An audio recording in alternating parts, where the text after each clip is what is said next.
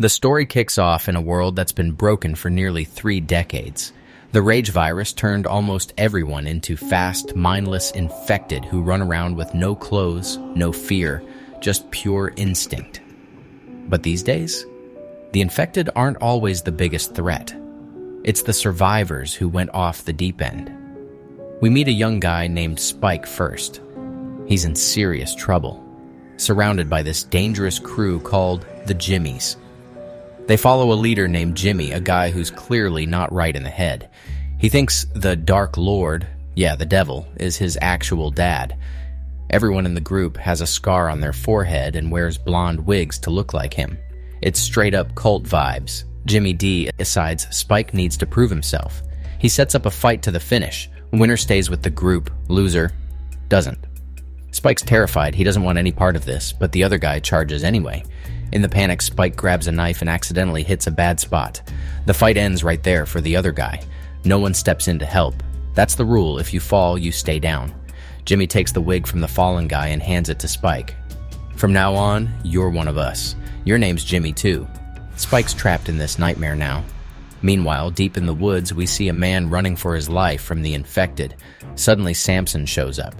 The alpha infected of the area. He's not league to the others. Way stronger, faster, and he seems to have a spark of smarts the rest don't. The virus in him acts like some kind of permanent power boost. In one leap, he catches the man, and the chase is over. Samson lets out a huge roar that echoes through the trees, sits down, and, does what the infected do. Nearby, there's this isolated spot called the Bone Temple, a creepy place built with structures made of bones. That's where Dr. Kelson lives. He's alone, missing his wife who passed away a long time ago. Every day he looks at old photos of her, plays some soft music, and tries to keep going. One day, while examining a pregnant, infected body, he's studying the virus, Dr. Kelson runs right into Samson. The alpha comes charging, but the doctor has tranquilizer darts. He fires one, and Samson stops. Instead of attacking, it's like he actually likes the feeling. The calm hits him in a way no one expected. Dr. Kelson is shocked. Over the next few days, Samson starts showing up more around the Bone Temple.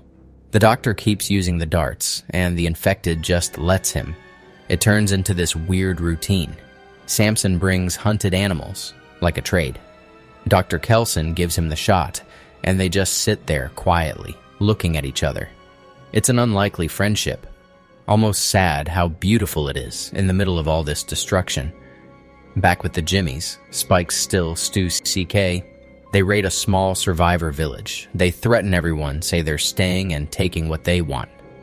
A pregnant woman tries to talk sense into them, but Jimmy makes it clear. Kindness time is over. Danger is here now. Ink, one of the girls in the group, gets sent to scout the woods for a new spot to settle. She finds the Bone Temple and sees Dr. Kelson peacefully hanging out with Samson. This massive, strong alpha infected. She's stunned, but keeps it to herself. Back at the village, the Jimmies tie up the survivors and force some to fight each other to prove their worth. Winner lives, loser doesn't. Spike watches in horror. He can't take it anymore and steps out for air. That's when Ink shows up and tells him to stay outside, so don't go back into the mess. But things get worse inside. The pregnant woman sees one of the young guys getting overwhelmed and can't stand it. She fires an arrow at one of the Jimmies. Chaos erupts. The young guy tries to help, grabs a gas tank to push the attackers back with fire, but things spiral out of control and he doesn't make it. Spike and Ink are outside when they see people coming out in flames. It's heartbreaking.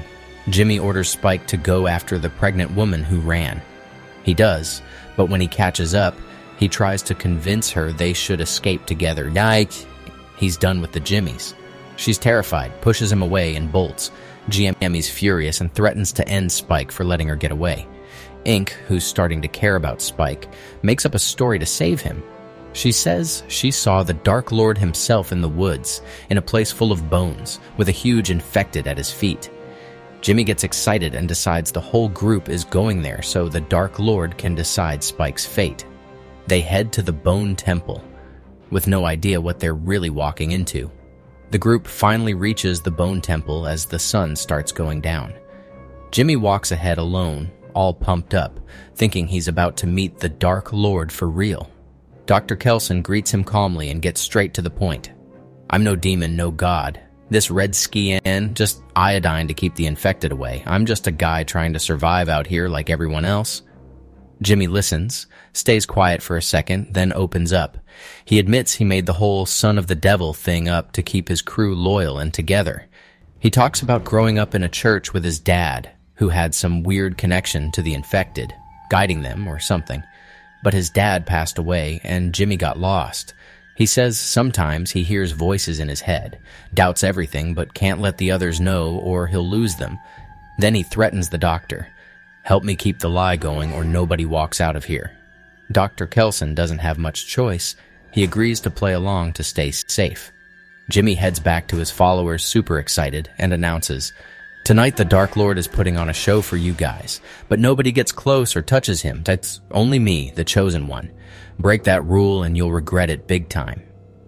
Meanwhile, Dr. Kelson sits with Samson and tells him about the fear Jimmy caused. He says he doesn't want to leave this world like that. Since the tranquilizers are completely gone, no more morphine to make new ones, he decides to try something else. He gives Samson an experimental pill he created after years studying the virus. The idea is that infected lash out because their minds are stuck in constant chaos, and the pill might clear some of that fog. Samson takes it, stares at the doctor for a long moment, then walks off into the woods. Back with the Jimmys, Spike tries slipping away again. One of the guys grabs him and threatens to settle an old score. Spike closes his eyes, thinking this is it. But Ink shows up out of nowhere, handles the situation quick, and tells Jimmy the guy was out of line. Jimmy knows she's covering, but he lets it slide, so I'm maybe tired, maybe suspicious. Night falls. Dr. Kelson sets everything up for the show. He plays some eerie music, lights fires around bone structures, acts wild like he's possessed. The Jimmys are blown away, totally buying it. Jimmy jumps in, backing up the act. Then the doctor flips the script hard. He points at Jimmy and tells the followers, "He's not the chosen one, he's my son and he needs to be sacrificed." Jimmy panics, blurts out that it's all fake, that the doctor is just a regular guy. Chaos explodes. In the middle of the mess, Jimmy lunges at Dr. Kelson with a knife. Things go bad fast. Ink seizes the moment, takes care of the other Jimmys trying to jump in, and keeps Spike safe. They leave Jimmy badly hurt and restrained so he can't hurt anyone anymore. At the same time, Samson is inside an abandoned train car. The pill starts working for real. Flashes of his old life hit him. Family, normal days, laughter. Some infected show up, but now he handles them with focus. No blind rage. He pushes them back and heads toward the Bone Temple to thank Dr. Kelson. But when he gets there, it's too late. He sees what happened, realizes the doctor is gone because of Jimmy, and makes sure the situation with Jimmy ends for good. After the madness of the show dies down, the Bone Temple falls silent. Dr. Kelson doesn't make it through the attack and the chaos.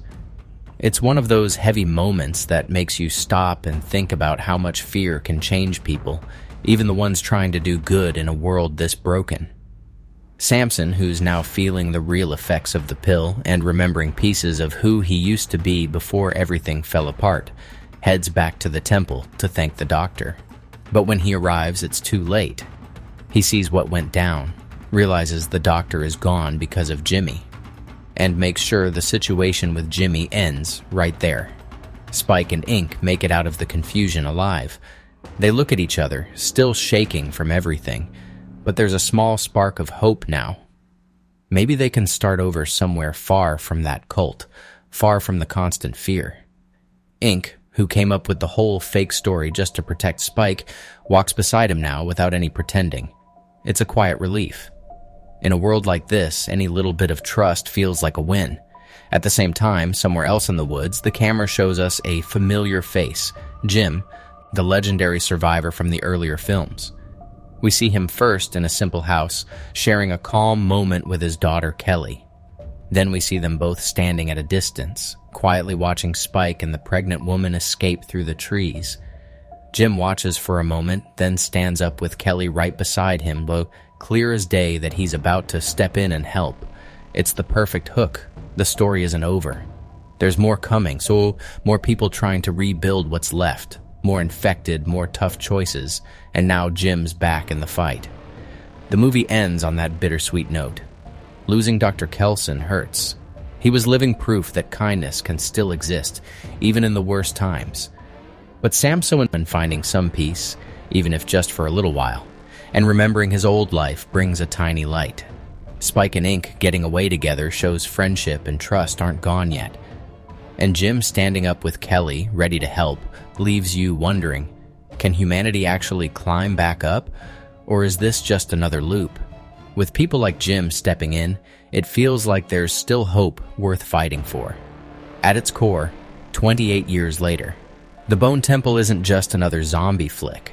It's a deep look at what happens when the world collapses and people have to decide if they'll become monsters or keep trying to stay human until the very end. It's tense from start to finish, full of twists that catch you off guard, and that one moment where a zombie says moon is worth the whole watch by itself. It sticks with you long after the credits roll. So what do you think of this story? Did any part hit you harder than the rest? Did Samson getting a glimpse of his old self give you hope, or did it just make everything sadder? Drop a comment below. Tell me your favorite moment, whether you think the series is going to get even darker or maybe find some light, or what you want to see next. Smash that like button if this recap helped you out. Subscribe if you want more breakdowns like this, plenty more coming, and hit the bell so you don't miss anything. Also, drop a suggestion in the comments. What movie or show should I recap next? Horror, action, drama. Anything goes. Thanks for hanging out, fam. Catch you in the next one.